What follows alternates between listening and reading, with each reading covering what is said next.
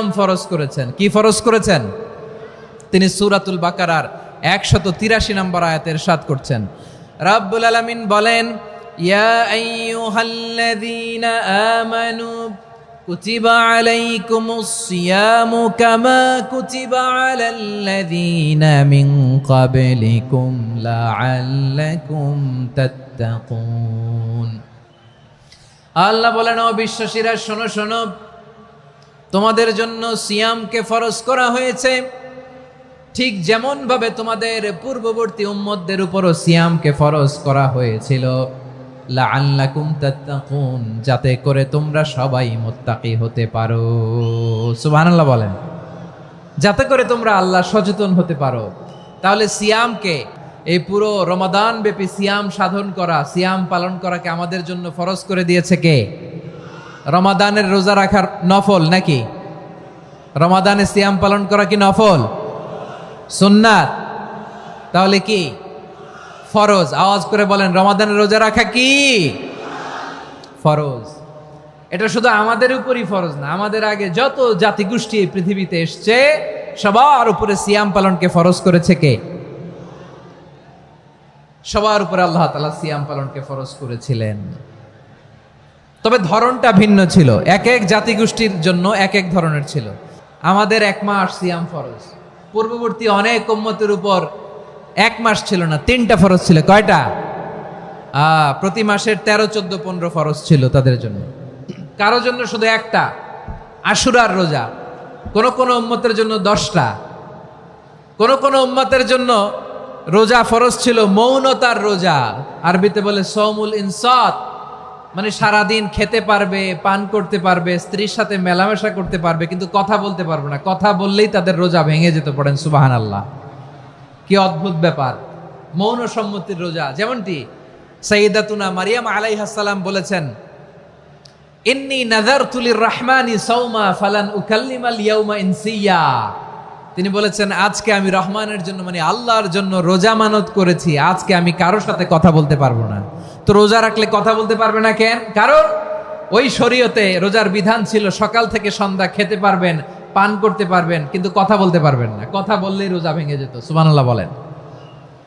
তাহলে সব জাতিগোষ্ঠীর উপরে রোজা ফরজ ছিল, কিন্তু ধরনটা ভিন্ন ছিল। মজার ব্যাপার হচ্ছে, আপনি বর্তমানেও বিভিন্ন ধর্মের দিকে তাকান, বৌদ্ধ ধর্ম, হিন্দু ধর্ম, খ্রিস্ট ধর্ম, তাদের মধ্যেও রোজা আছে। ইংরেজরা, খ্রিস্টানরা এটাকে বলে ফাস্টিং। কি বলে? ফাস্টিং। আমাদের হিন্দু ভাইয়েরা বলে উপবাস। তারা কি বলে? উপবাস। আবার এখন আন্দোলনেরও একটা মাধ্যম হয়েছে এটা, না খেয়ে থাকা, এটারে বলে অনশন। এটারে কি বলে? অনশন ধর্মঘট। মানে আমাদের দাবি না মানলে আমরা খাবো না, রোজা রাখলাম। আছে না নাই? তারপরে আধুনিক বিজ্ঞান এটার একটা নাম দিয়েছে না খেয়ে থাকাকে, অটোফিজি। কি বলে? অটোফিজি। জাপানের এক চিকিৎসা বিজ্ঞানী এই অটোফিজির উপর গবেষণা করে সে নোবেল পেয়েছে। সুবহানাল্লাহ পড়বেন না?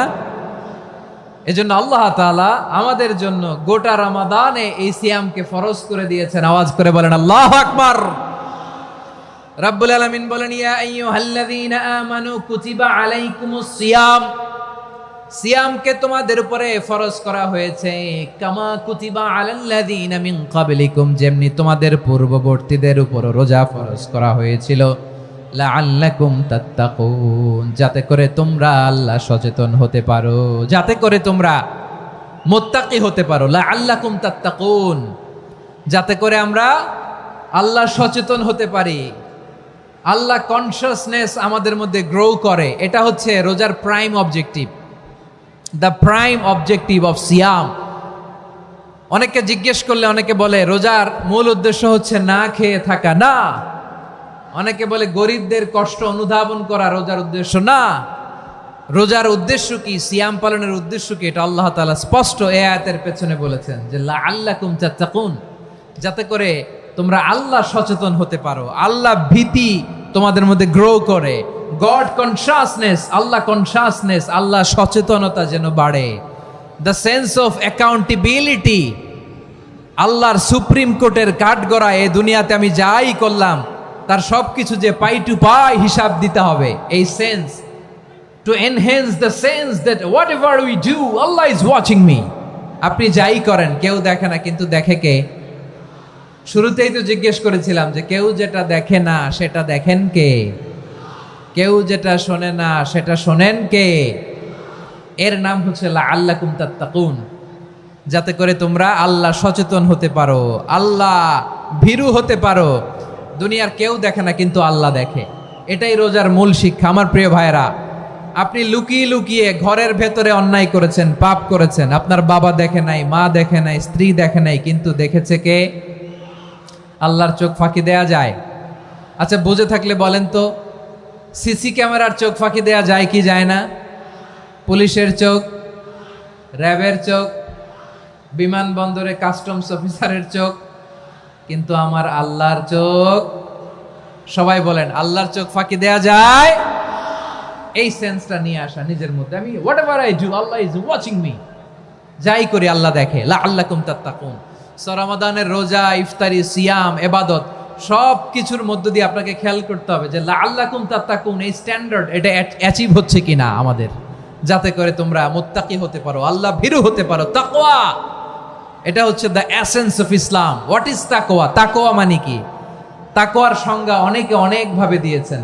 আমি সরাসরি সাহাবাদের কাছ থেকে একটা সংজ্ঞা আপনাদের শোনাচ্ছি। ওমরে ফারুক রাদিয়াল্লাহু তাআলা আনহু উবাই ইবনে কাব রাদিয়াল্লাহু তাআলা আনহুকে জিজ্ঞেস করেছিলেন, ইয়া উবাই মা হুয়া তাকওয়া? হে উবাই, তাকওয়া কি? তাকওয়া কাকে বলে? উবাই ইবনে কাব তিনি প্রশ্নের উত্তর না দিয়ে উনিও আবার প্রশ্ন ছুড়লেন। তিনি বললেন, ইয়া আমিরুল মুমিনিন, আমা সালাকতা তরিকান যা শাউক? আপনি কি কাঁটাযুক্ত রাস্তা দিয়ে মরুভূমিতে কখনো হেঁটেছেন? যে রাস্তার চারদিকে ক্যাকটাস, গুলমলতার কাঁটা, হেঁটেছেন? ওমরে ফারুক বললেন, নাম, হেঁটেছি। বালা, হেঁটেছি। কাইফা আমিলতা, কিভাবে হেঁটেছেন? ওমরে ফারুক বললেন, শাম্মারতু ওয়াজতাহাতু, আমি আমার জামা, জুব্বা আর চাদর আটোসাটো করে গায়ের সাথে এমন ভাবে মিলিয়ে রেখেছি, এমন সাবধানে হেঁটেছি যাতে করে মরুভূমির ক্যাকটাসের গুলমলতার কাঁটা আমার গায়ে বিঁধে না যায়। উবাই ইবনে কাব বললেন, ফাযালিকা হুয়া তাকওয়া। আরে তাহলে আপনি তো ঠিকই জানেন তাকওয়া মানে কি, এটাই তো তাকওয়া। ওই রাস্তা দিয়ে যেভাবে হেঁটেছেন, পুরো দুনিয়ার জিন্দেগিটা এইভাবে সাবধানে চলার নামই হচ্ছে তাকওয়া। চিল্লায় বলো ঠিক কিনা? এই দুনিয়াতে পাপ পঙ্কিলতা থাকবে, শয়তানির হাতছানি থাকবে, অপরাধ প্রবণতা থাকবে, নফসের খায়েশ থাকবে, অন্যায়ের হাতছানি থাকবে। সব কিছুকে দোলে মুচড়ে পেছনে ফেলে সাবধান হয়ে এই দুনিয়ার সিরাতুল মুস্তাকিমের পথে চলতে হবে। যেই রাস্তা শুরু হয়েছে দুনিয়াতে, শেষ হয়ে গিয়েছে আল্লাহর জান্নাতের ভেতরে। চিল্লায় বলেন ঠিক কিনা? উবাই ইবনে কাব বললেন, ও আমিরুল মুমিনিন, ওই কাঁটাযুক্ত গুলমলতার রাস্তার মধ্যে ঠিক যেমনি সাবধান হয়ে আপনি হেঁটেছেন, এই দুনিয়ার বুকে ওই সাবধান হয়ে চলার নাম হলো তাকওয়া। সুবহানাল্লাহ। হ্যাঁ, তাকওয়ার শুধু দুইটা নমুনা আপনাদের সামনে পেশ করব, আপনাদের ক্লিয়ার হয়ে যাবে। একটা নমুনা তো দিলাম, আরেকটা নমুনা, সেটাও ওমরে ফারুক রাদিয়াল্লাহু তাআলা আনহুর জীবনী থেকে। উনি ছিলেন ন্যায়পরায়ণ শাসক। রাত্রিবেলা প্রজাদের কি হাল হাকিকত, কি অবস্থা, ঘুরে ঘুরে প্যাট্রোলিং করতেন পুলিশের মতো। তো সারা রাত প্যাট্রোলিং করে সারা রাত তিনি ঘুরেছেন কার কি অবস্থা দেখে। শেষ রাতে তিনি ফিরে আসতেছেন। তিনি থাকতেন, সহিহ বুখারীতে এসেছে, কানা ইয়াসকুনু ফি আওয়ালিল মদিনা, মদিনার উঁচু এলাকায় থাকতেন। তো ফিরে আসার সময় উনি একটা প্রাচীর বেষ্টিত ঘরের পাশে দুইজন নারীর কথোপকথন শুনতে পেলেন। কয়জন নারীর? দেখি আপনাদের মনোযোগ আছে কিনা, বলেন কয়জন নারীর?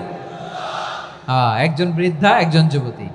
উনি কান লাগিয়ে শুনতে পাচ্ছেন। বৃদ্ধা মা, ওমর ফারুক কাউকে দেখতে পাচ্ছেন না, শুনতে পাচ্ছেন। বৃদ্ধা মা তার যুবতী মেয়েকে বলে, এই তাড়াতাড়ি উটের দুধ দহন করে উটের দুধের সাথে পানি মিশাও, তাইলে কালকে বাজারে মদিনায় বেশি দামে বিক্রি করা যাবে, লাভ হবে অনেক।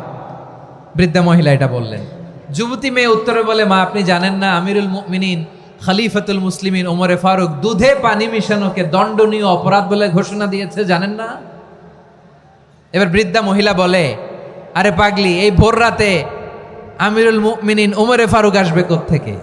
উনি আসবে কোত্থেকে? ওনার পাইক পেয়াদা সিকিউরিটি আসবে কোত্থেকে? কেউ দেখবে না। আরে কেউ দেখবে না, তাড়াতাড়ি দুধের সাথে পানি মেশাও। এই কথা যখন মা বলেছে, যুবতী মেয়েটা চমৎকার একটা উত্তর দিয়েছে। তিনি বলেছিলেন, ইয়া উম্মি, ও আমার মা, লাউলা রাআ উমর লা রাআ রব্বু উমর। ও আমার প্রিয়তমা মা, আপনি ঠিকই বলেছেন, গভীর রাতে ওটের দুধে পানি মিশালে ওমর দেখবে না, কিন্তু মা খেয়াল রাখবেন, ওমর যদি নাও দেখে, ওমরের রব কিন্তু দেখে। চিল্লায় বলেন ঠিক কিনা? দিস ইজ কল্ড তাকওয়া। লাউলা রাআ উমরু লা রাআ রব্বু উমর। ওমর দেখে না, কিন্তু ওমরের রব দেখে। চিল্লায় বলেন ঠিক কিনা? এজন্য রব্বুল আলামিন বলেন, লা তুদরিকুহুল আবসার ওয়া হুয়া ইউদরিকুল আবসার ওয়া হুয়াল লাতীফুল খাবীর। তিনি এমন সত্তা, দুনিয়ার কোন চোখ তাকে দেখে না, কিন্তু দুনিয়ার সবগুলো চোখকে, সব মানুষের অ্যাক্টিভিটিসকে, আরশের উপর থেকে সব কিছু মুহূর্তে মুহূর্তে দেখতে পান কে? তাহলে তাকওয়া কারে বলে বুঝতে পারছেন? দুনিয়াতে সাবধানে চলার নাম তাকওয়া। কেউ দেখে না, কিন্তু আল্লাহ দেখে। এই সেন্স, এই জবাবদিহিতার ভয়, দ্য সেন্স অফ অ্যাকাউন্টেবিলিটি, এই সেন্স নিজের মধ্যে গ্রো করার নাম হচ্ছে তাকওয়া। আর এই সিয়াম পালন করার প্রাইম অবজেক্টিভ অফ সিয়াম হচ্ছে লাআল্লাকুম তাত্তাকুন। আওয়াজ করে বলেন, লাআল্লাকুম তাত্তাকুন। আমার প্রিয় ভাইয়েরা, এই আসন্ন রমাদান, এটা এমন এক বরকতের মাস, যে মাসে আমরা নিজেদের নাফসের উপর নিয়ন্ত্রণ প্রতিষ্ঠা করি। সারা বছর নাফস আমাদেরকে নিয়ন্ত্রণ করে, আর রমাদানে আমরা নাফসকে নিয়ন্ত্রণ করি। কথা বুঝতেছেন? সারা বছর নাফস আমাদেরকে নিয়ন্ত্রণ করে। এই যে এখন আমার খেতে মনে চাইলে যে খেজুর রাখা, আমি খেজুর খেতে পারবো। নাটস আছে, বাদাম খাইতে পারি। খাইতে মন চাইলে পানি, আমার রুহুটা চায়, আমার নাফসটা খেতে চায়, আমি খেতে পারি, পান করতে পারি। বিবাহিতরা দিনের বেলায় স্ত্রীর সাথে মেলামেশা করতে চাইলে করতে পারে, কিন্তু রমাদানে দিনের বেলায় খেতে মনে চায়, কিন্তু আমরা খাই। আমার প্রবৃত্তি খেতে চায়, কিন্তু প্রবৃত্তির কথা আমরা শুনি, কথা কয় না। রমজানে খেতে মন চাইলে আমরা খাই, তৃষ্ণায় গলা ফেটে যায়, গলার ছাতি ফেটে যায়, কিন্তু এক ঢোক পানি কি আমরা গিলি? বিবাহিতরা দিনের বেলা স্ত্রীর সাথে কি মেলামেশায় যায় না? তার মানে সারা বছর নফস আমাদেরকে নিয়ন্ত্রণ করে, আর রমাদানে নফসের উপর আমরা নিয়ন্ত্রণ প্রতিষ্ঠা করি। নফসের লাগাম আমরা রমাদানে টেনে ধরে। চিল্লায় বলেন ঠিক কিনা? এজন্য আমার প্রিয় ভাইয়েরা, নফসের উপর নিয়ন্ত্রণ নিতে চাইলে রমাদানের রোজার কোনো বিকল্প নাই। এটা এমন মাস, যে মাসের ফজিলতেরও কোনো শেষ নাই। এই মাসকে বলা হয় দ্য মান্থ অফ হোপ। এটা আশা জাগানিয়া মাস। রমজানের কথা শুনলে আশা জাগে না হৃদয়ে? ইদা জাআ রমাদান ফুতিহাত আবওয়াবুস সামা ওয়া গুল্লিকাত আবওয়াবু জাহান্নাম ওয়া সুফিদাতিশ শায়াতিন। রমাদান আসলে আকাশের দরজাগুলো খুলে দেওয়া হয়, মানে জান্নাতের। জাহান্নামের দরজাগুলোকে লক করে দেওয়া হয়, শয়তানকে চেইন আপ করা হয়। ইবাদত করলে শুধু করতেই মনে চায়। চিল্লায় বলেন না সুবহানাল্লাহ। রমজানে ইবাদতে যেই মজা পাওয়া যায়, সারা বছর অন্য কোনো মাসে এই মজা আপনি পান না। রমজানে ইবাদতে যেই মজা, অন্য মাসে এটা পান? কারণ রমজানে ইবাদত করলে সওয়াবও বেশি, ইবাদতের একটা পরিবেশ থাকে, ঠিক কিনা বলেন? অন্য মাসে ইবাদত করলে এর সওয়াব পাওয়া যায় গাণিতিক হারে, রমজানে ইবাদত করলে সওয়াব বাড়তে থাকে জ্যামিতিক হারে। সুবহানাল্লাহ কইবেন না? অন্য মাসে সওয়াব বাড়ে গাণিতিক হারে, রমাদানে ইবাদত করলে সওয়াব বাড়ে কিভাবে জ্যামিতিক হারে বাড়ে দেখেন। রমাদানে একটা নফল করলে ফরজের সমান সওয়াব, একটা ফরজ করলে 70 থেকে 700 গুণ সওয়াব। রমজানে উমরা করলে হজের সমান সওয়াব। সুবহানাল্লাহ নাই? দ্য মান্থ অফ হোপ, আশা জাগানিয়া মাস। এই মাস আমাদেরকে হোপফুল করে, আশাবাদী করে। রমাদান যেমনি দ্য মান্থ অফ হোপ, আশা জাগানিয়া মাস, এট দ্য সেম টাইম এই রমাদান হচ্ছে মান্থ অফ ওয়ার্নিং, একটা ওয়ার্নিং এর মাস। নবী যেমনি আশা জাগাইছে, আবার ওয়ার্নিং দিয়েও গেছে, খবরদার। ওয়ার্নিংটা কেমন? আল্লাহর হাবিব সাল্লাল্লাহু আলাইহি ওয়াসাল্লাম মসজিদে নববীর ভেতরে, হঠাৎ তিনি মসজিদে নববীর মিম্বারে পা রেখে বললেন আমিন। দ্বিতীয় ধাপে পা রেখে বললেন আমিন, তৃতীয় ধাপে পা রেখে বললেন আমিন। সাহাবারা অবাক হয়ে বললেন, ইয়া রাসূলুল্লাহ, ইয়া হাবিবাল্লাহ, 3 বার শুধু আমিন আমিন পড়লেন, কেন পড়লেন আমরা কিছু জানি না, আমাদেরকে জানিয়ে দেন কেন আপনি 3 বার আমিন বললেন। রাহমাতাল লিল আলামিন আল্লাহর হাবিব বললেন, ও আমার প্রাণের সাহাবীরা, আমি যখন মসজিদে নববীর মিম্বারের প্রথম ধাপে পা রেখেছি, সাইয়েদনা জিবরিল এসে আমাকে বলেছে, ও নবী, আপনার নাম শুনে যে ব্যক্তি আপনার উপর দুরূদ পড়ে না তার ধ্বংস আপনি বলেন আমিন। আমি বলেছি আমিন। দ্বিতীয় ধাপে পা রাখার পর সাইয়েদনা জিবরাইল বললেন, ইয়া রাসূলুল্লাহ, মাতা পিতাকে বার্ধক্য অবস্থায় পেয়ে তাদের সেবা করে তাদের সাথে সদাচরণ করে যে সন্তান জান্নাত কামাতে পারলো না তার জন্য ধ্বংস আপনি বলেন আমিন। আমি বলেছি আমিন। আবার মিম্বারের তৃতীয় ধাপে ঠিক যখনই আমি পা রাখলাম, সাইয়েদনা জিবরাইল বললেন, নবী, রমজান মাস পাওয়ার পরে এই মাসে ইবাদত করে যে ব্যক্তি নিজের গুনাহ মাফ করাতে পারলো না তার জন্য ধ্বংস আপনি আওয়াজ করে পড়েন আমিন। কত বড় ধমক, কত বড় ওয়ার্নিং দেখছেন! যে রমাদান পেয়েছে কিন্তু রমাদানের ইবাদত করার মধ্য দিয়ে সে নিজেকে জাহান্নাম থেকে মুক্ত বানাতে পারলো না, তার উপর আল্লাহ লানত, তার জন্য ধ্বংস। সাইয়েদনা জিবরাইল বলেছেন আমিন, স্বয়ং বিশ্বনবীও বলেছেন আমিন। আওয়াজ করে পড়েন নাউযু বিল্লাহ। তাহলে রমজান আসবে আর আমরা নিজেদেরকে জাহান্নামীদের লিস্ট থেকে নাম কাটিয়ে জান্নাতীদের লিস্টে উঠাতে পারবো না। এর চেয়ে বড় হতভাগা কি আর কেউ থাকতে পারে? আওয়াজ করে বলেন। তাহলে রমাদানের এই রহমত, বরকত, মাগফিরাত, ফজিলত আমাদের কামাই করার দরকার আছে না নাই? আর মাত্র 7 দিন বাকি। আর মাত্র কয় দিন? এগুলো নিয়ে আমাদের কোনো আগ্রহ নাই। তোমাকেই খুঁজছে বাংলাদেশ, ক্লোজ আপ ওয়ান, আর মাত্র 7 দিন বাকি। টেলিভিশনে বিজ্ঞাপন আছে না নাই? রেফেল ড্র হবে লটারির, আর মাত্র 5 দিন, আছে না নাই? কিন্তু এমন এক বরকতময় মাস আসতেছে, আর মাত্র 7 দিন বাকি। আমাদের কোনো সেন্সই নাই, আমাদের মধ্যে কোনো অনুভূতি কাজ করে না। হায় রে দুর্ভাগা মুসলমান! আমার প্রিয় ভাইয়েরা, আপনি পৃথিবীতে যত ইবাদত করেন সব ইবাদতের সওয়াব নির্ধারিত। এটা পাবেন বা ওইটা পাবেন, এই সওয়াব জান্নাতে, এই বাড়ি ওই বাড়ি। শুধু সিয়ামের সওয়াবটা অনির্ধারিত। কুল্লু আমালি ইবনে আদম ইউদাফ আল হাসানাতু আশরু আমসালিহা ইলা 700 দি'ফিন ইল্লা সাওম। সব নেক আমলের সওয়াব বাড়তে বাড়তে 700 গুণ, কিন্তু রোজা ছাড়া। রোজার সওয়াব কি হবে? বান্দা খালি রোজা রাখে, ফেরেশতারা কিছু লিখতে পারে না আমল নামায়, কারণ আল্লাহ বলে এটা কিছু লিখিস না, কারণ as-সাওমু লি, এই রোজা রাখছে আমার জন্য, ওয়া আনা আজজি বিহি, এই রোজার সওয়াব, প্রতিদান, অ্যাওয়ার্ড এটা কিয়ামতের দিন আমি আল্লাহ নিজ হাতে দেব, নিজ হাতে দেব। আরেক বর্ণনায় এসেছে ওয়ানা উজজাবি, আমি আল্লাহ নিজেই হয়ে যাব রোজার প্রতিদান। সুবহানাল্লাহ পড়েন। আবার আল্লাহর হাবিব বলেন, ইন্না ফিল জান্নাতি সামানিয়াতু আবওয়াব, জান্নাতের দরজা মোট 8টা। ফিহা বাবুন ইউসাম্মা আর-রায়্যান, 8টা দরজার মধ্যে স্পেশাল একটা দরজা আছে, ওই দরজাটার নাম হলো আর-রায়্যান। রায়্যান দরজা, লা ইয়াদখুলুহু ইল্লা সাইমুন, রোজাদাররা ছাড়া কেউ ওই রায়্যান দরজা দিয়ে জান্নাতে ঢুকতে পারবে না। শুধু রোজাদারদের জন্য ওই দরজাটা খোলা থাকবে। দরজাটার নাম আর-রায়্যান। এই লাখো জনতা আওয়াজ করলে এই আওয়াজ হয়। বলেন, রোজাদারদের জন্য জান্নাতে স্পেশাল যে লাল গালিচার সংবর্ধনা এন্ড স্পেশাল এন্ট্রি, ওই দরজাটার নাম কি? আর রায়্যান শব্দটা কেমন লাগে? ভালো লাগে। অনাগত সন্তান যদি কারো আসে, ছেলে সন্তান, নাম রেখে দিয়েন আর রায়্যান। পারবেন? আমাকে সবাই ধরে রাস্তা ঘাটে, বাসায়, অফিসে, আদালতে, এয়ারপোর্টে ধরলে, হুজুর আমার একটা ছেলে হবে 2 মাস পর, একটা নাম দেন। চাঁপাইনবাবগঞ্জবাসীর জন্য আমি একটা নাম দিয়ে গেলাম। সামনের 2-3 মাসে, 4 মাসে, 6 মাসে যাদের ছেলে সন্তান হতে পারে বলে মনে করেন, যদি পছন্দ হয় নামটা, নাম রেখে দিয়েন রায়্যান। কি নাম? লা ইয়াদখুলুহু ইল্লা সাইমুন, রোজাদাররা ছাড়া কেউ ঢুকতে পারবে না। মান দাখালাহু লাম ইয়াযমা আবাদা, একবার যে এই গেট দিয়ে ঢুকবে, he will never be thirsty again, তার গলা থেকে চিরকালের জন্য আল্লাহ তৃষ্ণা মিটায়া দিবে।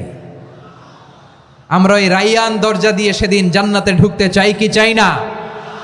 আমার প্রিয় ভাইরা, প্রতি রাতে রমাদানে আল্লাহর ফেরেশতারা আহ্বান জানায়, ইয়া বাগিয়াল খাইরি আকবিল, ইয়া বাগিয়াশ শাররি আকসির, হে কল্যাণের পথের যাত্রী, আকবিল, প্রসিড, আরো ইবাদত করো, আগাও আগাও, আরো জান্নাতের নাজ নেয়ামত কামাও। হে অকল্যাণের পথের যাত্রী, আকসির, স্টপ স্টপ, অনেক হয়েছে। আন্না, এ রমাদান এটা পাপের মাস নয়, এটা ইবাদত করে জান্নাত কামানোর মাস। চিল্লায় বলো ঠিক কি না? ওয়ালিল্লাহি উতাকাউ মিনান নার ওয়া যালিকা কুল্লা লাইলা, প্রতি রাতে, রমাদানের প্রতি রাতে আল্লাহ তাআলা এরকম লাখো বনি আদমকে মাফ করে দেওয়ার ঘোষণা দেয়, নাজাতের ঘোষণা দেয়। আমরা আল্লাহর পক্ষ থেকে মাফ নাজাত চাই কি চাই না? আমরা যদি নাজাত পেয়ে যাই আর কিছু চাই? কথা বলে না, আমাদের নাজাত লাগবে। আওয়াজ করে বলেন তো কি লাগবে? তাহলে রমাদানকে আমরা বুদ্ধিমানের মতো কাজে লাগাতে চাই কি চাই না? হ্যাঁ, বুদ্ধিমানের মতো কাজে লাগাইতে হবে। মুমিনরা স্মার্ট হয়। এই রমাদানে আমাদের কি করণীয়, কি বর্জনীয়, সংক্ষেপে 7টা করণীয় 7 মিনিটে, 7টা বর্জনীয় 7 মিনিটে বলে আমরা বিদায় নিব ইনশাআল্লাহ। বলেন, কেউ উঠা বসা করবো না। মাশাআল্লাহ, অনেক শান্ত। জি, আমার দিকে তাকান। রমাদানে, আসন্ন রমাদানে আমাদের 7টি করণীয়। 1 নাম্বার করণীয়, এই রমাদানকে আপনি কোরআনময় করে তুলুন। কোরআনময় করে তুলুন 2025-এর রমাদান। এই হচ্ছে আজকের প্রোগ্রামের স্লোগান। জোরে বলেন ঠিক কিনা? কোরআনময় করতে রাজি আছেন? কোরআন তেলাওয়াত করতে রাজি আছেন? আমার প্রিয় ভাইরা, ধীরস্থির ভাবে কোরআন তেলাওয়াত করুন, তাড়াহুড়ো করে নয়। আনাস রাদিয়াল্লাহু তাআলা আনহু বলতেন, রুব্বা কারি লিল কোরআন ওয়াল কোরআন ইয়ালআনহু। কোরআনের অনেক কারি আছে যারা কোরআন পড়ে কিন্তু সওয়াব পায় না, বরং আল্লাহর কোরআন তার বিরুদ্ধে আল্লাহর দরবারে নালিশ করে আর লানত করতে থাকে। আমরা কি ওই রকম কোরআনের তেলাওয়াতকারী হতে চাই? না। ধীরস্থির ভাবে ওরাত্তিলিল কোরআন তারতিলা, তারতিলের সাথে পড়বেন। বিষ্ণু ঈসা ইসলাম কানা ইয়ামুদ্দু সাওতাহু মাদ্দান, টেনে টেনে পড়তেন। আলহামদুলিল্লাহি রাব্বিল আলামিন আর রহমানির রহিম মালিকি ইয়াউমিদ্দিন ইয়্যাকা না'বুদু ওয়া ইয়্যাকা নাস্তাঈন ইহদিনাস সিরাতাল মুস্তাকিম সিরাতাল লাযীনা আন'আমতা আলাইহিম গায়রিল মাগদুবি আলাইহিম ওয়ালাদ-দাল্লিন। পড়েন আমিন। কানা ইয়ামুদ্দু সাওতাহু মাদ্দান, টেনে টেনে পড়তেন। ওয়া কানা ইউকাত্তিউ আয়াতাহু, ইউকাত্তিউ আয়াতান আয়াতান, প্রত্যেক আয়াত পড়ে পড়ে তিনি থামতেন। এভাবে কোরআন পড়তে হবে। আমাদের অনেক মা বোনেরা আজকের এই চাঁপাইনবাবগঞ্জের প্রোগ্রামের অনেকগুলো মহিলা প্যান্ডেল আমি ল্যান্ডিং করার সময় দেখেছি। আমার অনেক বোনেরা, ওনারা কোরআন খতম করতে যে এমনভাবে তেলাওয়াত করেন, কোরআন তেলাওয়াতের আদব আর অবশিষ্ট থাকে না। আমরা তারতিলের সাথে তেলাওয়াত করব, যেমনটি আমি পড়ে শোনালাম। বিষ্ণু ইসলাম প্রতি আয়াত শেষে থামতেন, টেনে টেনে পড়তেন, তারতিলের সাথে পড়তেন, সুর করে পড়তেন। মানলাম ইয়াতাগান্না বিল কোরআন ফালাইসা মিন্না, যে সুর করে কোরআন পড়ে না সে আমার উম্মত হতে পারে। যাইনুল কোরআন বিআসওয়াতিকুম, বিষ্ণু বলেন সুর করে কোরআন পড়বা। অনেকে কোরআনের খতম তুলবার জন্য কোরআনরে একেবারে খতম করে দেয়, এরকম আছে না নাই? কোরআনের খতম তোলার জন্য কোরআনরে কি করে? একেবারে খতম করে দেয়। না, আপনি ধীরস্থির ভাবে পড়ে যদি খতম দিতে পারেন মাশাআল্লাহ, না পারলে যতটুকু পারেন পড়বেন। এরপর অনুবাদ পড়ার চেষ্টা করবেন, তাফসির পড়ার চেষ্টা করবেন। আপনাদের জন্য এক অনন্য উপহার রয়েছে আমার পক্ষ থেকে, এক নজরে কোরআন। 114 সূরার সারমর্ম, সার নির্যাস আমরা নিয়ে এসেছি এখানে। বাংলা ভাষায় আমার জানা মতে খুব সম্ভবত এই প্রথম কাজ, কেউ করে নাই। আরবিতে পাবেন এরকম অনেক বই, ইংরেজিতে কিছু কাজ আমরা দেখেছি, কিন্তু বাংলায় পাবেন না। এত চমৎকারভাবে আমরা সূরাগুলোর সারমর্ম, সার নির্যাস তুলে ধরার চেষ্টা করেছি। 5 পৃষ্ঠায় আপনি জেনে যাবেন এই সূরার সেন্ট্রাল থিম কি। 5 পৃষ্ঠায় জেনে যাবেন মেজর থিম কি, এই সূরায় কি কি নিয়ে আলোচনা করা হয়েছে, এই সূরা থেকে মূল লেসন কি, মূল শিক্ষা কি, সহজে আপনারা বুঝে যাবেন। সুযোগ হলে এটা সংগ্রহ করবেন আপনারা। যে কোনো ধরনের ভালো অনুবাদ আপনারা পড়বেন, তাফসির পড়বেন। আমরা কোরআনময় করতে চাই। খতম কোরআনে রমাদানের 1 খতম দেওয়ার একটা সহজ পদ্ধতি হচ্ছে, রমাদানের প্রতি নামাজের পরে 4 পৃষ্ঠা। প্রতি নামাজের পরে কয় পৃষ্ঠা? 4 পৃষ্ঠা। তাহলে 5 ওয়াক্তে 4 পাঁচা 20 পৃষ্ঠা। হেফজে কোরআনগুলো 20 পৃষ্ঠা 1 পারা। এভাবে 30 দিনে আপনার 1 খতম হয়ে যাবে। আমরা যেন তার তিলের সাথে বিশুদ্ধভাবে কোরআন তেলাওয়াত করতে পারি, আল্লাহ তৌফিক দান করুক। পড়ে না আমিন। 2 নাম্বার করণীয়, ধীরস্থির ভাবে তারাবির সালাতগুলো যেন আমরা আদায় করি। তাড়াহুড়ো করবেন না আল্লাহর ওয়াস্তে, তাড়াহুড়ো করবেন না, তাহলে কোরআন আমাদের জন্য বদদোয়া করবে। তাড়াহুড়ো করবেন তারাবির নামাজে। তারাবির নামাজ সালাতুত তারাবিহ মানে বিশ্রামের নামাজ, আর আমরা পড়ি সলাতুল কিতার, রেলগাড়ির মতো নামাজ। চিল্লায় বলেন ঠিক কি না? না, এরকম করবেন না। ইমাম সাহেবদেরকে আশ্বস্ত করুন যে ইমাম সাহেবরা আমরা পিছনে আসি আপনাদের সাথে, আপনি আস্তে আস্তে পড়েন, তার তিলের সাথে পড়েন, ধীরস্থিরভাবে তারাবির সালাত পড়বেন। সারা বছর এই সুযোগ হয় না, দাঁড়িয়ে কোরআন শোনার এরকম আয়োজন ব্যবস্থাপনা সারা বছর আর আমরা পাই বলেন তো না। তারাবির সালাতের রাকাত বিতর্ক এড়িয়ে চলুন, রাকাত নিয়ে বিতর্ক করবেন না। 8 রাকাত 20 রাকাত নিয়ে যে মারামারি এই দেশে, এটা শয়তানের ফন্দি। চিল্লায় বলেন এটা কার ফন্দি? আমরা 20 রাকাত পড়ি, আপনারা হয়তো 8 রাকাত পড়েন, কোনো অসুবিধা নাই। আমরা যারা 20 রাকাত আমরা পড়তেছি, আমরা 20 রাকাতের কথাই বলি, 20 রাকাত আমরা পড়বো আজীবন। সৌদি আরবে মক্কা মদিনায় 20 রাকাত পড়ে, কোনো অসুবিধা নাই। অন্যান্য মসজিদগুলো 8 রাকাত পড়ে, এই নিয়ে এদের মধ্যে মারামারি আছে? হ্যাঁ, এই জন্য রাকাত বিতর্ক এড়িয়ে চলবেন। প্রিয় ভাইয়েরা, আপনার আমল আল্লাহর কাছে কবুল হবে সংখ্যার বিচারে না উত্তমতার বিচারে বলেন তো? সংখ্যার বিচারে না উত্তমতার বিচারে?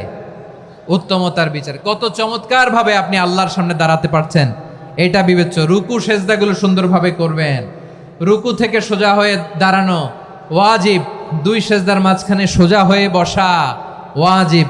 এই তাদিলুল আরকান বাদ দিলে হানাফি মাযহাব মতে সৌ সেজদা দিতে হবে, অন্য মাযহাব মতে নামাজই হবে না, আপনি নামাজই হবে না। এই জন্য ধীরস্থির ভাবে তারাবির সালাত যেন আমরা আদায় করি। পারা যাবে তো ইনশাআল্লাহ? 6 নাম্বার অনেক গুরুত্বপূর্ণ। ব্যবসায়ী ভাইয়েরা, ব্যবসা করেন কারা কারা? হাত তুলে দেখেন তো আমারে। মাশাআল্লাহ, হাত নামান। ব্যবসায়ী ভাইয়েরা, অনেক অসাধু ব্যবসায়ী আছে, রমজান আসলে নিত্য প্রয়োজনীয় পণ্যের মূল্য বৃদ্ধি করে দেয়। এরকম আছে না নাই? এগুলো করবেন না, মজুদদারি করবেন না, পণ্যের কৃত্রিম সংকট বাজারে করবেন না। আপনি লাখ টাকা কামায়া ভাবছেন যে রোজাদারদের কষ্ট দিয়ে ধনী হবেন, এমন রোগ আল্লাহ আপনারে দিবে, কোটি টাকা দিয়েও আপনি হাসপাতালের বিল পরিশোধ করার ক্ষমতা আপনার হবে না। খবরদার। শেষ বয়সে দেখবেন কি কষ্ট আপনার হয়। আপনি রোজাদারদের কষ্ট দিয়েছেন, আল্লাহ আপনার সুখে রাখবে? আল্লাহর দোহাই লাগে, আমার ব্যবসায়ী ভাইয়েরা এটা করবেন না। আরব বিশ্বে আমরা দেখেছি, আরব বিশ্বের ব্যবসায়ীরা সারা বছরে ব্যবসা করে, রমজানে ভর্তুকি দেয়। আর আমার দেশের কিছু অসাধু ব্যবসায়ী রমজানে গলাকাটা ব্যবসা করে আর সারা বছর সইটার উপর দিয়ে চলে। চিল্লায় বলেন ঠিক কিনা? করবেন না, এটা করবেন না। নিত্য প্রয়োজনীয় পণ্যের মূল্য বৃদ্ধি করা হারাম, পণ্যের কৃত্রিম সংকট তৈরি করা হারাম, মজুদদারি করা হারাম, রোজাদারদেরকে কষ্ট দেয়া হারাম, এটা করবেন না। 7 নম্বরে সর্বশেষ কথা, অধীনস্থ যারা আছে তাদের কাজের চাপ আপনারা কমিয়ে দিবেন। কাজের লোক, ফ্যাক্টরির ওয়ার্কার, স্টাফ, তাদের প্রতি যদি রহম করেন, আপনার উপর রহম করবে কে? এই পবিত্র রমাদানে 7টা করণীয়, 7টা বর্জনীয় মনে রাখা যাবে তো ইনশাআল্লাহ?